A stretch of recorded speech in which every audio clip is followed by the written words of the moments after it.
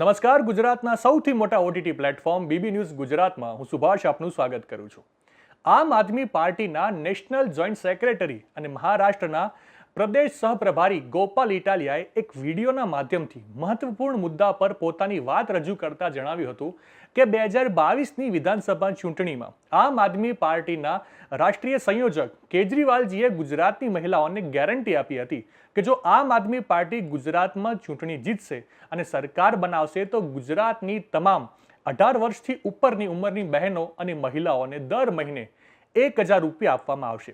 ત્યારે વડાપ્રધાન નરેન્દ્ર મોદી સહિત ભાજપના તમામ લોકોએ મફતની રેવડી કરીને મહિલાઓને સન્માનમાં મળનારા 1000 રૂપિયાની સન્માન રાશિની તથા મહિલાઓનું અપમાન કર્યું હતું.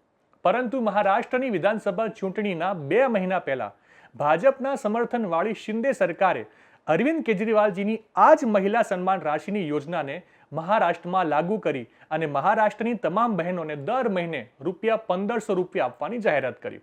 તો બીજી બાજુ મહારાષ્ટ્રની એક સભામાં વડાપ્રધાન નરેન્દ્ર મોદીએ મહારાષ્ટ્રની ભાજપ સરકાર દ્વારા મહિલાઓને દર મહિને ₹1500 આપવામાં આવે છે તેને મહિલા ઉત્થાન માટે યોગ્ય ગણાવ્યું.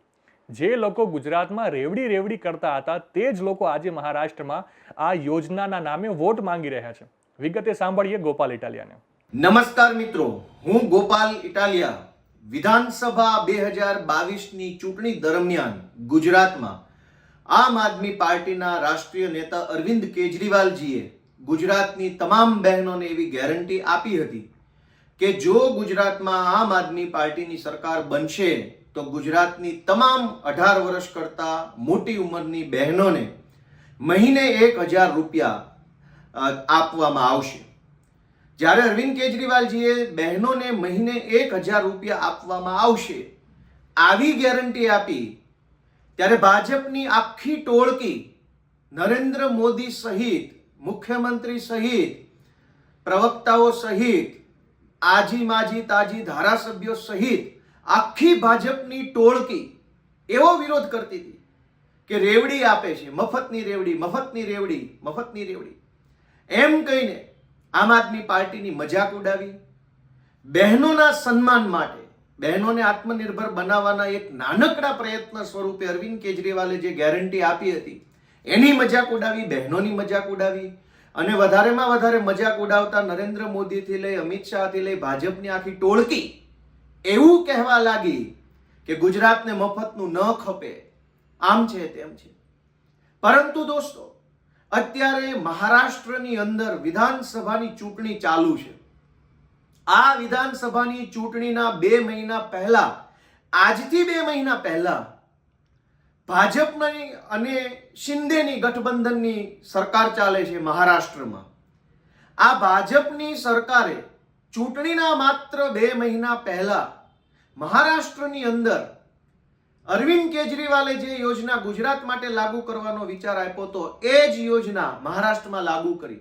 અને મહારાષ્ટ્રમાં ભાજપ અને શિંદેની સરકારે દરેક બહેનોને 1500 રૂપિયા એક બહેન દીઠ, ઘરમાં 18 વર્ષથી જેટલી પણ મોટી બહેનો હોય, 2 બહેનો હોય, 5 હોય, સાસુ હોય, 2 વહુ હોય, 2 દીકરી હોય, તો દરેક મહિલાને 1500 રૂપિયા મહિને આપવાની યોજના ભાજપની સરકારે, શિંદેની સરકારે જાહેર કરી. અને અત્યારે 2 મહિના પછી જ્યારે ચૂંટણી ચાલુ છે ત્યારે નરેન્દ્ર મોદી ત્યાં ચૂંટણી પ્રચાર કરે છે. અને ચૂંટણી પ્રચારમાં નરેન્દ્ર મોદી એવું બોલે છે કે આ જે મહિલાઓને આપવાની યોજના છે, જે યોજનાનું નામ છે માઝી લાડલી બહેન યોજના, મરાઠી નામ છે. નરેન્દ્ર મોદી મહારાષ્ટ્રમાં એવો પ્રચાર કરે છે કે આ માઝી લાડલી બહેન યોજના એટલે કે દર મહિને બહેનોને, મહિલાઓને 1500 રૂપિયા આપવાની જે યોજના છે એની આખા દેશમાં વાહવાહી થઈ રહી છે. બહેનોને આત્મનિર્ભર બનાવી રહી છે આ યોજના. આ યોજનાથી બહેનોને ખૂબ ફાયદો થઈ રહ્યો છે. આ યોજનાનો કોંગ્રેસ વિરોધ કરી રહી છે. જો ભાજપને મત નહીં આપો તો આવું નરેન્દ્ર મોદી બોલે છે કે જો ભાજપને મત નહીં આપો તો નરેન્દ્ર મોદી એવું કહે છે કે કોંગ્રેસની સરકાર કે બીજી ગઠબંધનની સરકાર આવશે તો આ યોજના બંધ કરી દેશે. આટલી હદે પ્રચાર કયો કે દુષ્પ્રચાર કરે છે. અને આ જ નરેન્દ્ર મોદી અને આ જ ભાજપની ટોળકી ગુજરાતમાં વિરોધ કરતી હતી કે 1000 રૂપિયાની રેવડી આપવાની વાત છે. જે લોકો ગુજરાતમાં રેવડી કરતા હતા એ લોકો મહારાષ્ટ્રમાં આ યોજનાનો પ્રચાર કરી રહ્યા છે અને મત માંગે છે. 30 વર્ષથી આ જ ગુજરાતની બહેનોએ ભાજપની ટોળકીને મત આપેલા છે, ભ્રષ્ટાચારીઓને મત આપ્યા છે, બધાને બહેનોએ મત આપ્યા છે. બદલામાં બહેનોને શું મળ્યું? બહેનોએ બાળકોની મોંઘી ફી ભરવી પડે છે, મોંઘો ગેસનો બાટલો છે, મોંઘા મકાન ભાડા છે શહેરોની અંદર, મોંઘું શાકભાજી છે, મોંઘી ટ્યુશન ફી છે. તમામ વસ્તુની મોંઘવારીનો સામનો ગુજરાતની બહેનોએ કરવો પડે છે. એની ચિંતા નરેન્દ્ર મોદી કે ભાજપની ટોળકીને નથી થતી. શું કામ? કે અહીંયા ચૂંટણી નથી, મહારાષ્ટ્રમાં ચૂંટણી છે.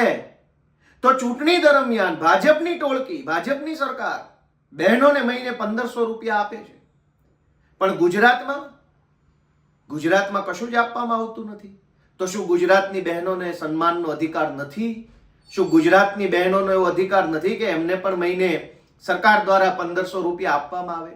જ્યારે આમ આદમી પાર્ટીએ 2022માં ગેરંટી આપી ત્યારે આ ભાજપની ટોળકી અને નરેન્દ્ર મોદીએ મજાક ઉડાવી.